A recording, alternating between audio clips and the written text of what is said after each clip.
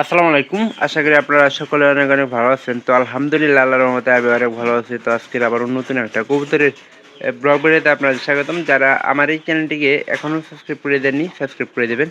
পাশে থাকা বেল আইকনটি অন করে দেবেন পরবর্তীতে আমার এই সকল গ্রামের নতুন নতুন কবুতরের ব্লগ ভিডিওতে পাওয়ার জন্য।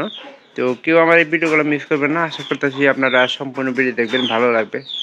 পরবর্তীতে এরকম নতুন নতুন ভিডিওর জন্য সবাই অপেক্ষা করবেন।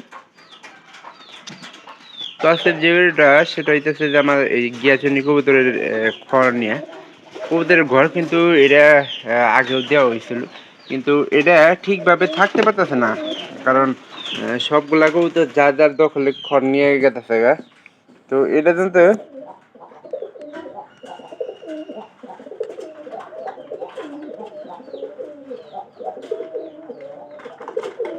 বর্তমানে আলাদা ঘর দিলাম। এটা আমরা চেষ্টা করতেছি যে এই দুইটার মাঝখানে ঘরটা ও যদি নিতে পারে তাহলে কিন্তু ভালো হইছে।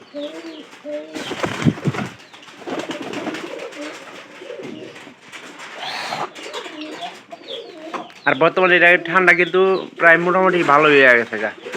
কারণ এটা কিন্তু সাইজে ভালো একটা কবুতর, আপনারা দেখে নেন। তো লম্বা চড়া আছে, লম্বা চড়া কবুতর কিন্তু আমার বেশ পছন্দ।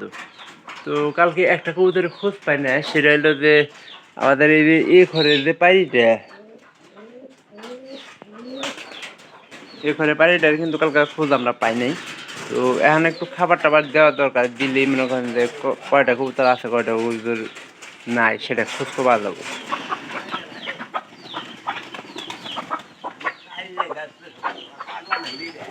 খারাপ দেখি দুইটা কবুতরের মধ্যে একটা কবুতর মনে হয় দেখা যাইতেছে না, কারণ ওই কবুতরটা মনে হয় আটটার সময় পারি একটা দেখা যাইতেছে, পারি কিন্তু একটা দেখা যাইতেছে।